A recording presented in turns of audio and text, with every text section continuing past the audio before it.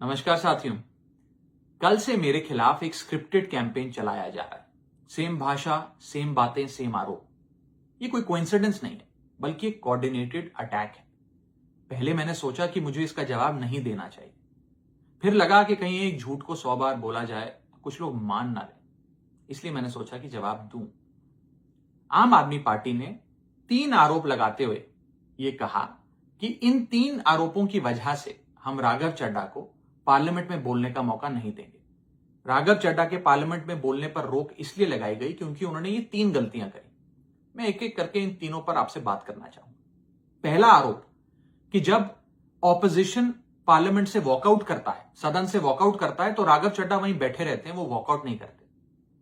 यह सरासर झूठ है, सफेद झूठ। मैं चुनौती देता हूं, एक इंस्टेंस, एक दिन ऐसा बताइए जब ऑपोजिशन ने वॉकआउट किया हो और मैंने उनका साथ ना दिया हो, मैं साथ में वॉकआउट नहीं किया हो। और पार्लियामेंट में तो हर जगह सीसीटीवी कैमरा है। आप सीसीटीवी कैमरा निकाल कर दिखा दीजिए, दूध का दूध और पानी का पानी हो जाएगा।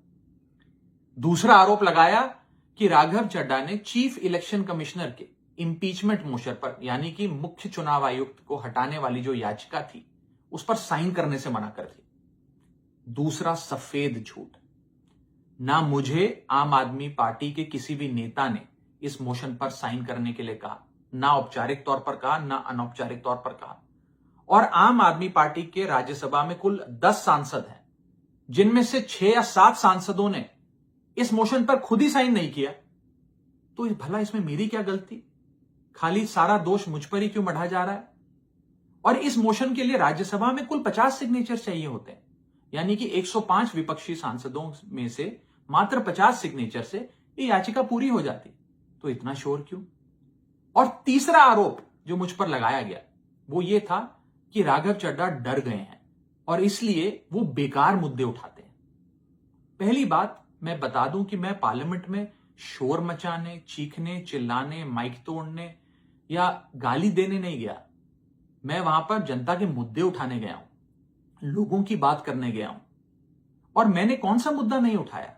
मैंने जीएसटी से लेकर इनकम टैक्स की बात करी, पंजाब के पानी से लेकर दिल्ली की हवा का मुद्दा उठाया, हमारे सरकारी स्कूलों की हालत से लेकर कैसे पब्लिक हेल्थ केयर इंस्टीट्यूशंस को मजबूत किया जाए, इंडियन रेलवेज में जो पैसेंजर्स ट्रैवल करते हैं उनकी समस्याएं रखी, यहां तक कि मेंस्ट्रुअल हेल्थ, एक ऐसा मुद्दा जिसके बारे में लोग बात करने से कतराते हैं, वो बातें तक रखी। बेरोजगारी से लेकर महंगाई तक तमाम मुद्दे उठाए। आप मेरे 4 साल का पार्लियामेंट का ट्रैक रिकॉर्ड उठाकर देख लीजिए।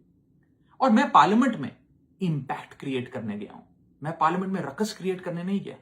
ये टैक्स पेयर के पैसे से जो पार्लियामेंट चलती है, उस टैक्स पेयर के मुद्दे उठाने में पार्लियामेंट में गया हूं। अंत में मैं बस इतना कहना चाहता हूं कि जो लोग आज मुझ पर आरोप लगा रहे हैं, झूठे आरोप लगा रहे हैं, कि हर झूठ को बेनकाब किया जाएगा और हर सवाल का जवाब दिया जाएगा, क्योंकि मैं घायल हूं, इसीलिए घातक हूं। जय हिंद।